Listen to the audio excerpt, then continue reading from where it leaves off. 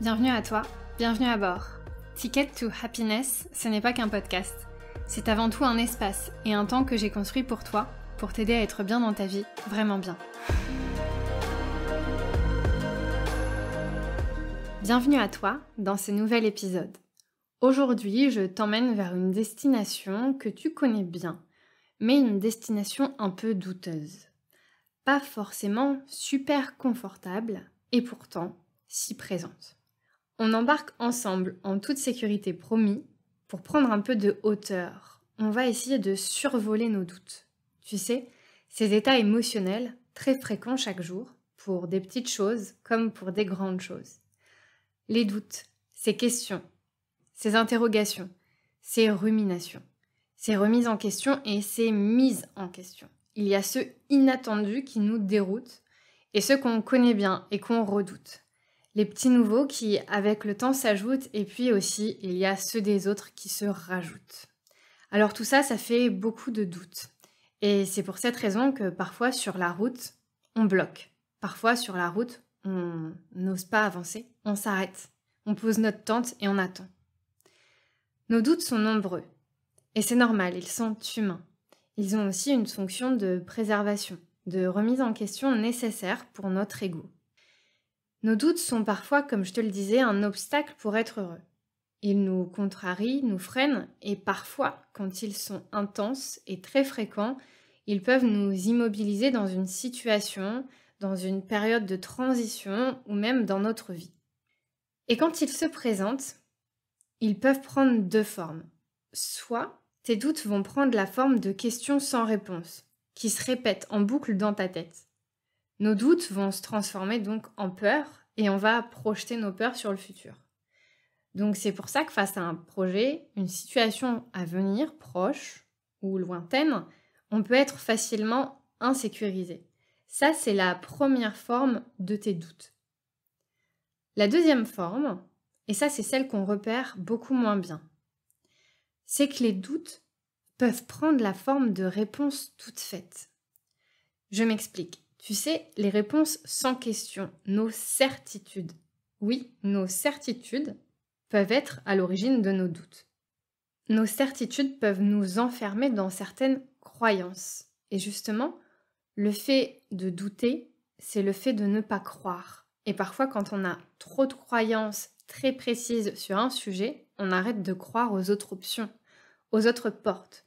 Quand on est à fond dans une certitude et sur un seul chemin et qu'on n'en bouge pas, on n'ose pas regarder les autres chemins. Tu vois, nos certitudes peuvent nous enfermer et nous réduire à certaines situations. D'ailleurs, quand tu parles autour de toi, tu vois, à ton entourage, d'un de tes projets, d'une évolution, d'un changement qui t'arrive et qui te génère justement des doutes, il arrive parfois, même voire très souvent, que ce soit les certitudes de la personne en face de nous qui justement nous génèrent des doutes. Non, mais t'as vérifié si ton truc là, ça tenait la route? Attends, t'es sûre? Parce que franchement, il me semble que j'ai lu quelque part que... Et puis, t'as pensé à ça aussi? Mais attends, moi j'ai peur quand même que tu t'emballes. Non, c'est pas une bonne idée parce que tu sais, moi j'ai déjà eu cette expérience. Et blablabla, blablabla. Alors tout ça, je t'en parlerai une prochaine fois. Les peurs projetées, les peurs des autres. Pour revenir à ces doutes, qui peuvent prendre deux formes différentes, dans la plupart du temps, nos doutes sont des questions, des questionnements qui vont générer des peurs parce qu'on ne trouve pas les réponses à nos questions. Et comme on n'a pas les réponses, on se sent insécurisé.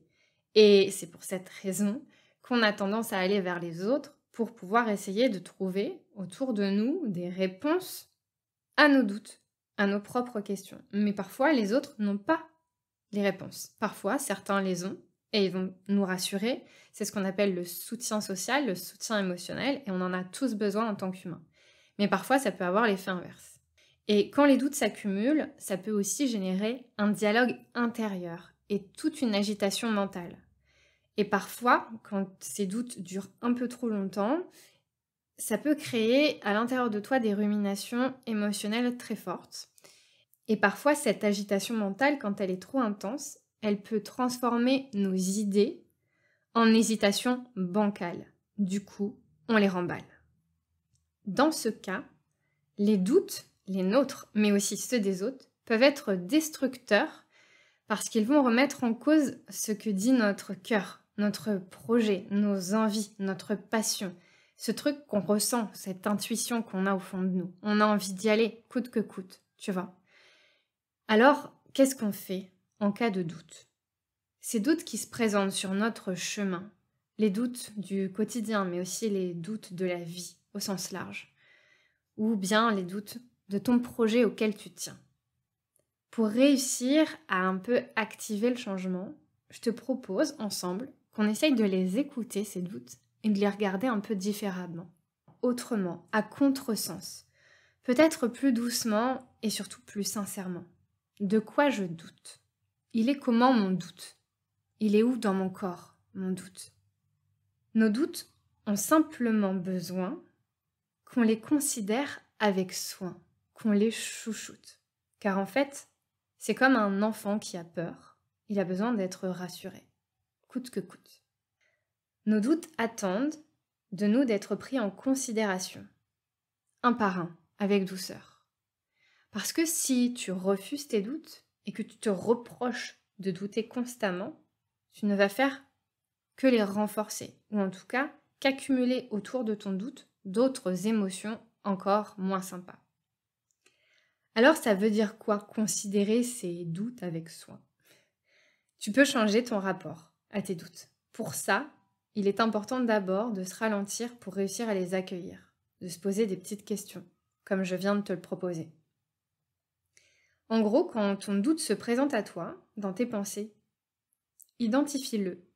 Quand tu fais ça, tu arrêtes de l'éviter, tu arrêtes de le renforcer et progressivement, avec un peu de temps, de répétition, tu peux apprendre à répondre à ton doute, à le rassurer et à le désamorcer.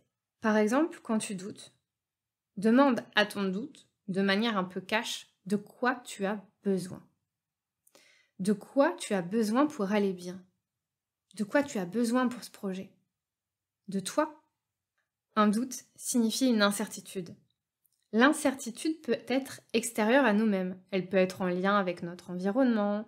Est-ce que je vais être recrutée ou est-ce que je vais me faire doubler par l'autre candidat? Un truc sur lequel on n'a pas toujours le contrôle. Est-ce que cette plante va pousser? J'ai l'impression qu'elle n'est pas trop en forme. Je doute tellement que cette relation soit solide. Non, je le sens pas. Il y a quelque chose qui fait que... Quelque chose de l'extérieur, sur lesquels tu n'as pas le contrôle, peut te faire douter. Mais dans tous ces doutes extérieurs, il arrive aussi qu'on doute davantage de soi. Est-ce que je vais y arriver? Est-ce que j'ai les capacités, la force, l'énergie, l'envie? Est-ce que je suis suffisamment motivée, performante pour faire ça? Etc., etc. On se remet en cause en permanence car on est en pleine recherche de performance.